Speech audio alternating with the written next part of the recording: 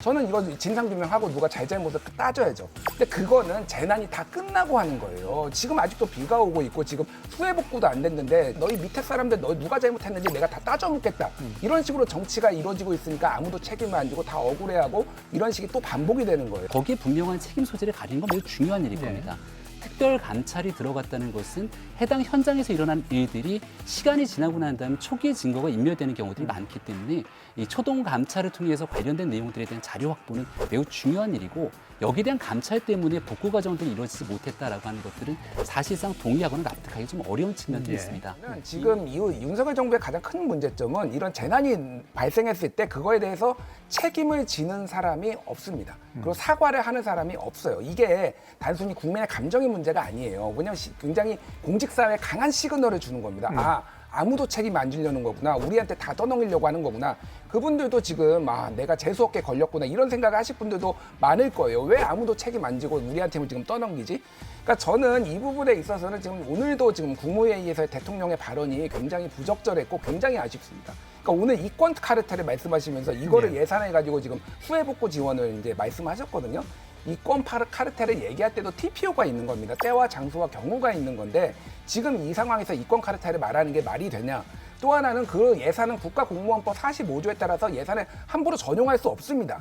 그걸 어떻게 전용을 하냐. 그럼 국회 동의를 받아야 돼요. 그리고 당장 지금 지급을 해야 되는 건데 언제 그거를 걷어가지고 그거를 뭐 예산에 아껴서 합니까? 그러니까 이거 자체가 본인이 정치적인 말씀을 하시고 나서 이거를 정쟁으로 하지 말라. 이런 식으로 이제 이거를 말씀하시는 거예요. 더 이제 황당한 거는 뭐냐면은 국무조정실에서 감사가 들어갔거든요.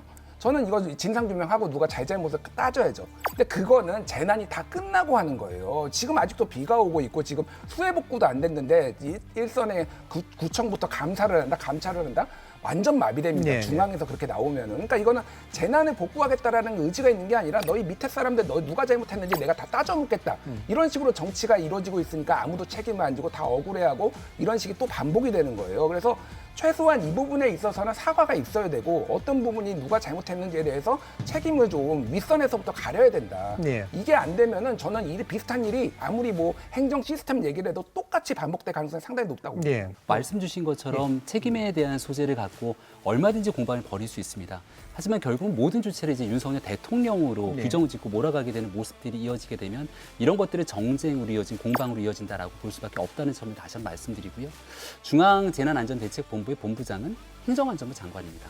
하지만 행정안전부 장관이 통할할 수 있는 범주를 넘어서서 국가적 재난사태로 커지게 됐을 경우는 국무총리가 중앙재난안전대책본부 중대본의 본부장을 맡게 됩니다. 행안부 장관의 책임을 넘어서 국무총리까지 관할에 대한 책임들을 제대로 다하지 못했을 때는 거기에 대한 정치적, 정부적 책임을 행안부 장관과 그리고 국무총리가 질 수밖에 없게 되는 상황이 오겠죠.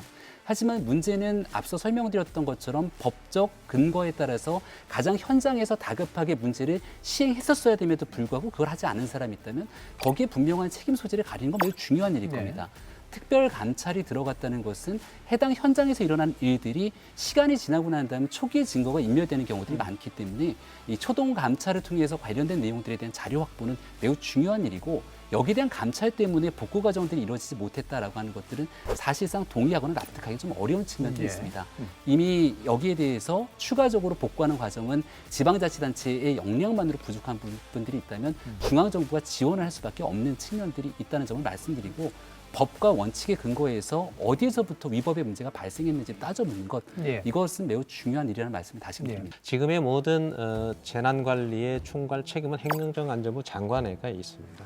그러면 행정안전부 장관이 가지고 있는 재난안전관리의 총괄의 책임하고 타 부처하고의 관계 설정은 어떻게 할 거냐. 이 부분이 아직은 현실적으로 이 부분이 상당히 좀 난관이 있을 수가 있어요. 형식적으로 그리고 법적으로는 행정안전부 장관이 타 부처의 장관들과 협조와 통제를 할 수 있도록 그렇게 되어 있지만 실질적으로는 그게 잘 이루어지지 않고 있게 되거든요.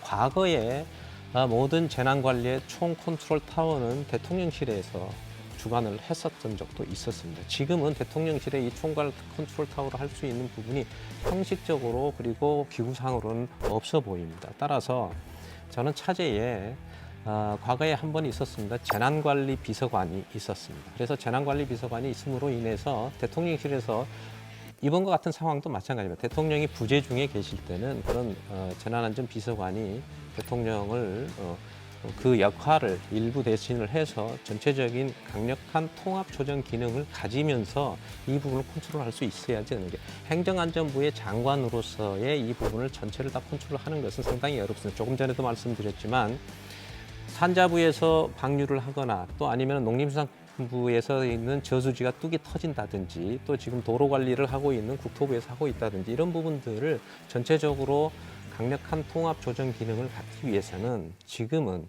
우리가 대통령께서도 굉장히 강조하시는 국민의 생명과 재산을 보호하기 위해서는 대통령실에서 이것을 챙기는 모습 그리고 실질적으로 통합 조정을 할 수 있는 기능을 갖고 있는 부분이 좀 있었으면 좋겠다 하는 예. 것이 조금 더 바람입니다. 실질적으로 법상에서 나와 있는 것은 당연히 행정안전부 장관이 그런 기능을 갖고 있지만 현실적인 부분 좀 그런 것이 부족하니 그런 것을 할 수 있는 부분이 좀 있었으면 차제에 좀 검토가 됐으면 좋겠습니다.